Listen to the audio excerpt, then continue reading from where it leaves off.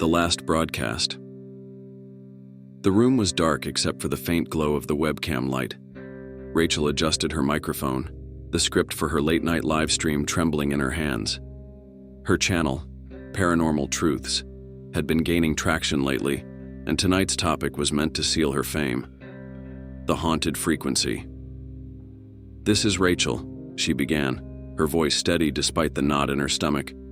"And tonight, we're diving into one of the darkest corners of urban legend, the haunted frequency, Station 94.6.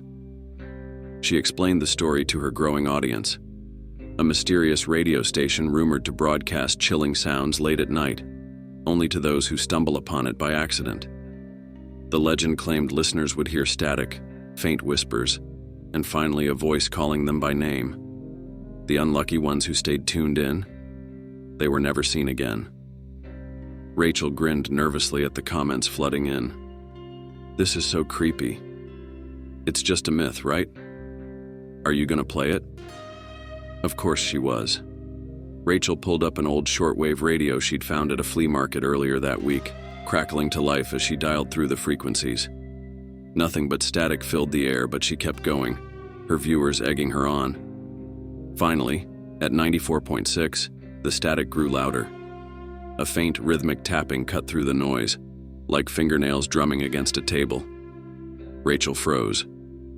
"Did you guys hear that?" she whispered, her heart racing. The chat exploded. "OMG, what was that?" "Keep going. Turn it off." She leaned closer to the radio, the sound now shifting to faint whispers too soft to make out. She cranked the volume. "Rachel." Her blood turned to ice.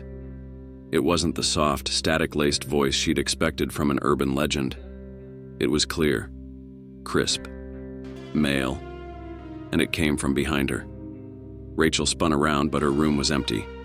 Her pulse pounded in her ears as she faced the camera again. "Guys, did you hear that?" she asked, her voice shaking. The chat was in chaos. "Who said that?"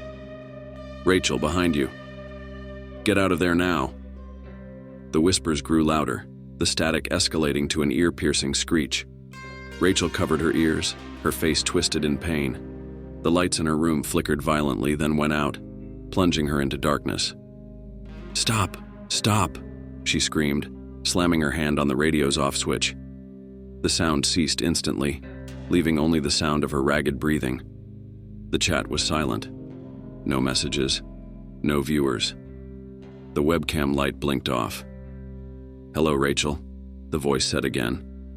But this time, it came from her headset. The screen of her computer turned on by itself, revealing the live feed from her webcam. She wasn't alone in the frame anymore. Behind her stood a figure, its face shrouded in shadow, long, spindly hands reaching toward her. The stream abruptly cut to black. Rachel's channel went dark that night. Her last video became infamous, shared millions of times.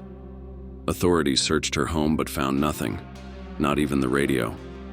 But every so often, at exactly 3 a.m., viewers claim they can still find her live feed, the broadcast filled with static and faint whispers calling their names.